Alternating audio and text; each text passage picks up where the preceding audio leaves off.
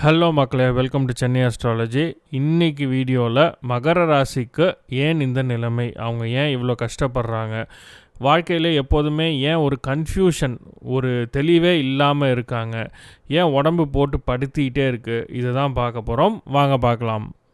மகர ராசிக்கு இந்த ராகு கேது பயிற்சி முடிஞ்சதுக்கப்புறம் பார்த்திங்கன்னா, ராகு இவங்க ராசிக்கு 2வது இடத்துலையும், கேது இவங்க ராசிக்கு 8வது இடத்துலையும் பயிற்சி ஆகி டிரான்சிட் போயிட்டுருக்கு.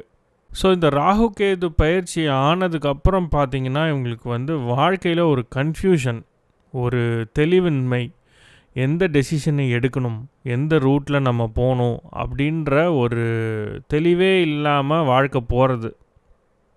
வாழ்க்கையில் எப்போதுமே ஒரு பிரச்சனை, தடங்கள் இதெல்லாமே இருந்துக்கிட்டே இருக்குது.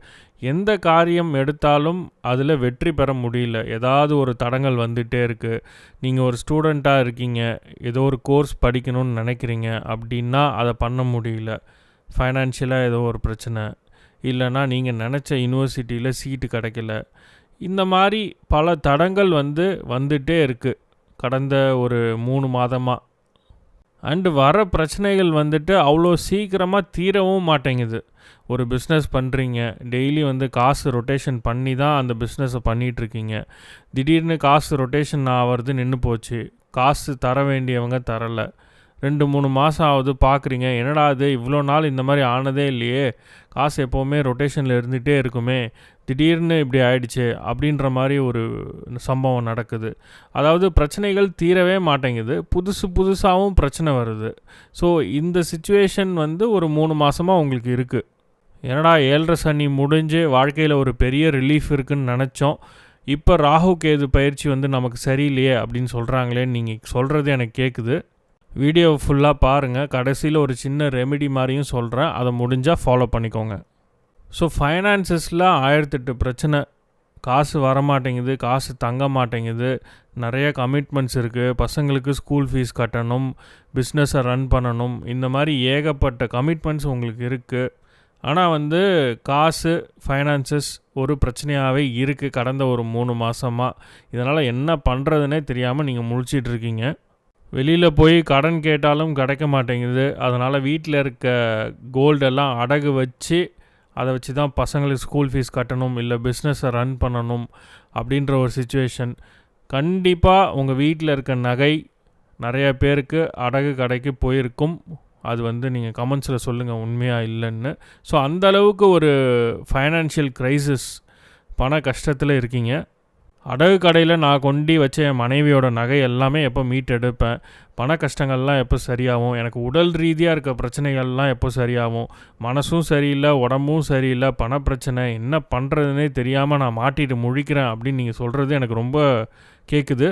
இது மட்டும் இல்லாமல் அன்னோன் ஃபியர்ஸ், ஏதாவது ஒரு பூச்சி கடிச்சிருமோ, நம்மளை பாம்பு கடிச்சிருமோ, இல்லை ஏதாவது ஒரு விலங்கு அட்டாக் பண்ணிவிடுமோ, இப்படின்ற பயமும் உங்களுக்குள்ளே இருக்குது. ஸோ கவலையை விடுங்க, இதை நினச்சிலாம் எதுவும் வரி பண்ணிக்காதுங்க, எதுவுமே நடக்க போகிறதில்ல.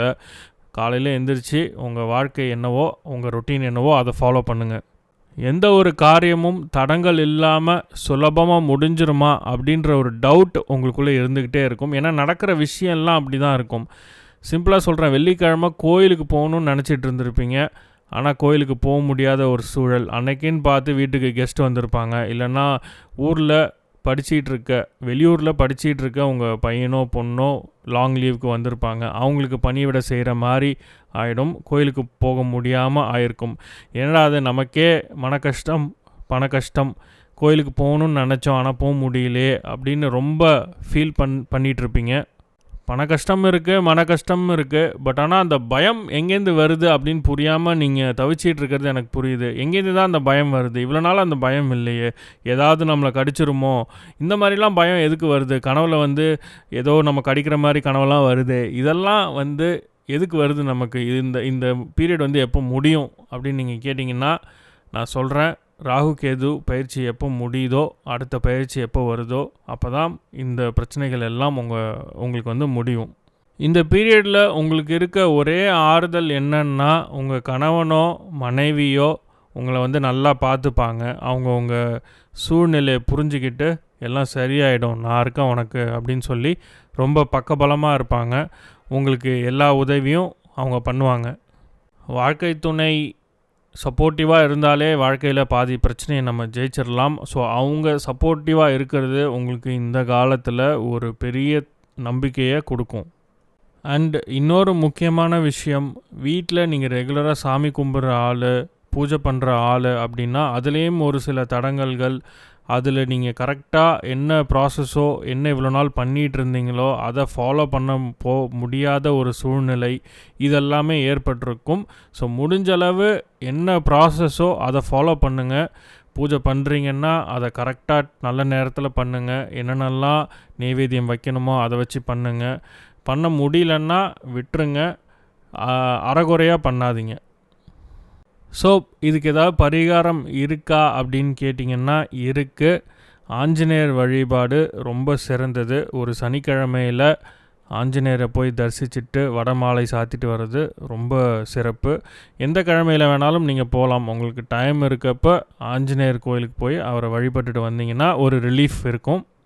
அண்டு இன்னொரு சிறந்த பரிகாரம் அன்னதானம் பண்ணுறது. இந்த காலகட்டத்தில் நீங்கள் அன்னதானம் பண்ணிங்க அப்படின்னா உங்களுக்கு இருக்கிற மனக்குழப்பம், உடல் ரீதியாக இருக்கிற பிரச்சனைகள், காசு பிரச்சனை, பிஸ்னஸில் பிரச்சனை எல்லாமே வந்துட்டு படிப்படியாக குறையும். ஸோ தொடர்ந்து அன்னதானம் பண்ணுங்கள். மாதத்தில் ஒரு தடவையோ இல்லை 2 தடவையோ சம்பளம் வாங்குகிற ஆளாக இருந்தீங்கன்னா சம்பளம் வாங்கின அந்த வீக்கெண்ட் போய் அன்னதானம் பண்ணிட்டு வாங்க. நீங்கள் போய் இருந்து சர்வ் பண்ணுங்கள். இந்த காசு அனுப்புறது, டொனேஷன் கொடுக்கறது இதெல்லாம் வேணாம். நீங்கள் அந்த இடத்துல இருக்கணும் அன்னதானம் பண்ணும்போது. அது ரொம்ப ரொம்ப முக்கியம். அதுவும் ஒரு சிறந்த பரிகாரம். ரொம்பவே ஒரு டஃப்பான பீரியட் தான் மகர ராசிக்கு இந்த காலகட்டம். குடும்பத்தில் இருக்கவங்களே இவங்கள வீண் பழி சுமத்துறது, இவங்கள திட்டுறது, ஒதுக்கி வைக்கிறது, ரிலேட்டிவ்ஸ் சொல்லவே வேணாம். வீண் பழி சொற்களுக்கு ஆளாகிறது மகர ராசிக்காரங்க ரிலேட்டிவ்ஸ்னால். ஸோ இது எல்லாமே சேர்ந்து பண கஷ்டமும் இருக்குது, மனசும் சரியில்லை அப்படின்னா அவங்க எங்கே தான் போவாங்க? ஸோ நான் சொன்ன பரிகாரங்களை பண்ணுங்கள். அதில் உங்களுக்கு ஒரு ரிலீஃப் இருக்கும். அடுத்த ராகு கேது பயிற்சி எப்போன்னு பார்த்தீங்கன்னா டிசம்பர் 5, 2026 தான். ஸோ அடுத்த வருஷம் டிசம்பர் 5ஆம் மாதம்தான் ராகு உங்கள் ராசிக்கும் கேது உங்கள் 7வது இடத்துக்கும் பயிற்சி ஆகிறாரு.